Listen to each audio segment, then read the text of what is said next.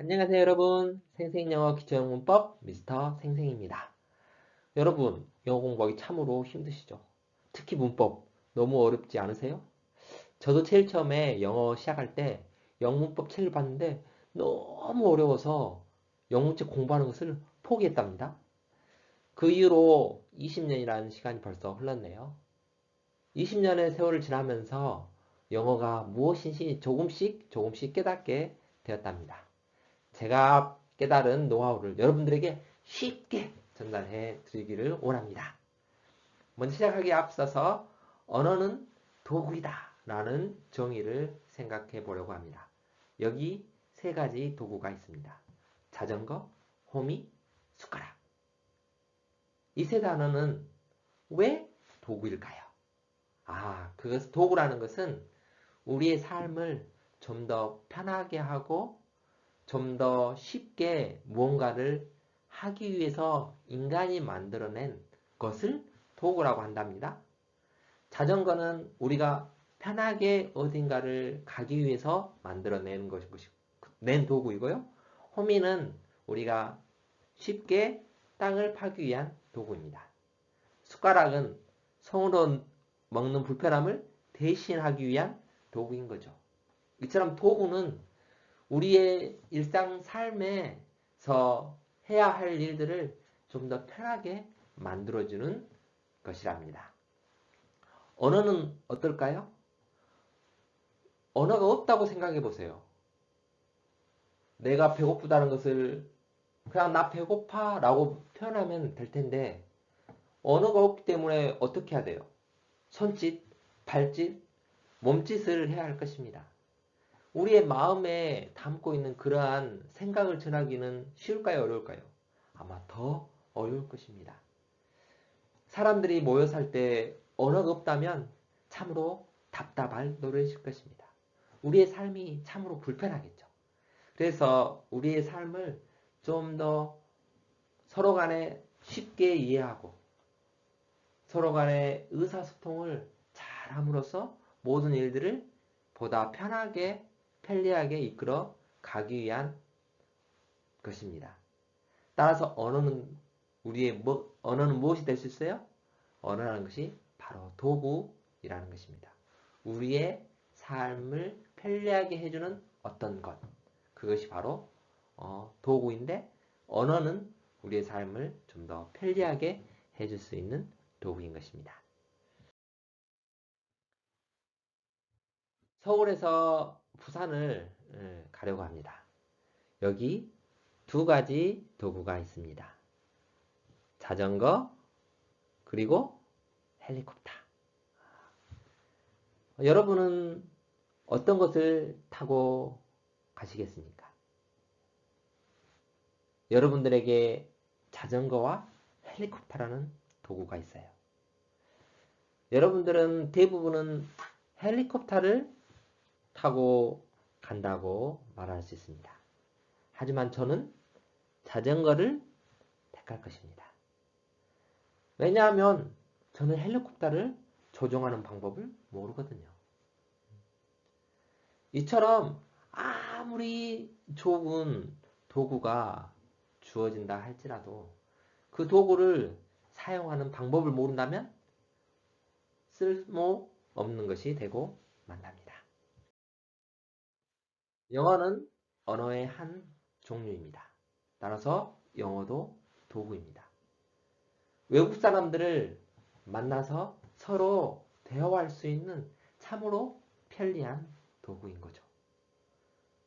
따라서 이 도구를 사용하기 위해서는 무엇을 배워야 해요? 사용하는 방법을 배워야 한다는 것입니다. 사용하는 방법을 모르면 아무리 좋은 도구도 무용지물이 되고 말기 때문입니다. 자, 우리가 영어를 잘 사용하는 방법을 이제 배우기 시작할 텐데, 어디서부터 시작해야 할까요? 참으로 막막하죠. 여기에 한 가지 복잡한 도구의 예를 보면서 우리가 영어를 어떻게 시작해야 될까 배워보려고 합니다. 여기 컴퓨터라는 도구가 있습니다. 여러분들 컴퓨터 잘 사용하세요? 대부분 요즘 신세대라면 잘 사용한다고 말할 수 있을 거예요. 그런데 컴퓨터를 사용하다가 갑자기 마우스가 작동이 안 되는 것입니다. 아니면 화면이 갑자기 커져요. 여러분 참 당황하겠죠. 그것은 여러분들이 이 도구를 잘 정확하게 모르기 때문입니다. 하지만 컴퓨터 전문가라면 이것저것 살펴보면서 무엇이 문제인지 발견하고 그 컴퓨터를 고쳐내고 다시 컴퓨터를 잘 사용할 수 있을 것입니다. 컴퓨터 전문가들은 어떻게 해서 그렇게 잘하는 걸까요? 그들은 어떻게 컴퓨터를 사용하는 법을 배웠을까요? 제일 처음에 컴퓨터 전문가가 되기 위해서는 먼저 무엇에 대해서 배운다고 해요? 부품에 대해서 배운다고 합니다.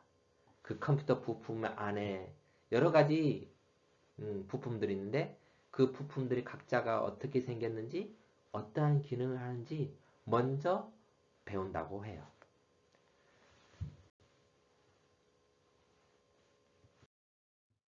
영어도 마찬가지입니다.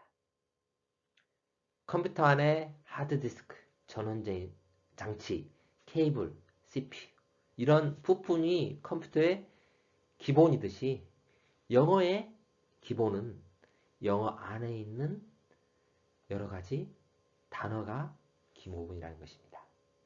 모든 영어는 다 무엇으로 이루어졌어요? 단어로 이루어져 있다는 것입니다. 근데 컴퓨터 안에 이 부품들을 보면은 생김새가 되게 다 달라요. 하는 일도 다 다르다는 것입니다. 그와 마찬가지로 영어에 단어라는 부품이 있는데 이 단어가 다 똑같은 생김새고 똑같은 일을 하는 것은 아니라는 것입니다. 그래서 우리는 단어에 대해서 배우는데 이 단어가 어떠한 생김새, 어떠한 일을 하는지 살펴보고자 합니다.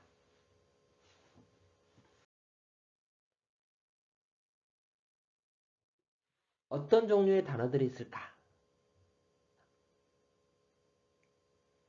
먼저 명사라는 단어가 있습니다.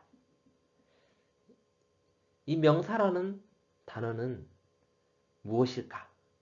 이름을 보면 우리는 그 단어에 대해서 알 수가 있습니다. 명, 무슨 명이에요? 바로 이름명이라는 거예요. 이 사자라는 단어는 말사라는 것이에요. 또는 단어사라고 해요. 따라서 이름을 가진 단어, 이름을 가진 단어, 이것이 바로 명사입니다. 명사예를 몇 가지 예를 들어보겠습니다. 휴대폰, 책. 여러분들 눈으로 볼 수 있는 모든 사물에는 다 무엇이 있어요? 이름이 있어요. 창문, 볼펜, 유리, 형광등. 그런 이름이 바로 명사라는 것입니다. 명사는 그렇게 어렵지 않으시죠? 그렇다면 우리가 또 다른 종류의 단어를 하나 더 배울 텐데요. 휴대폰 앞에 쓸 수 있는 말이 무엇이 있을까요? 멋진 휴대폰. 이런 말을 쓸 수 있겠죠? 또 큰 휴대폰. 하나 더 써볼까요? 비싼 휴대폰. 네. 이러한 단어들을 바로 무엇이라고 합니까? 형용사라고 합니다. 형용사. 네. 휴대폰은 휴대폰인데 어떤 휴대폰이냐? 이 어떤이 바로 형용사라는 단어라는 것입니다. 휴대폰 앞에만 쓸 수 있는 것이 아니라 책 앞에도 쓸 수 있어요. 멋진 책, 큰 책, 비싼 책. 예. 형용사가 무엇인지 잘 아시겠죠?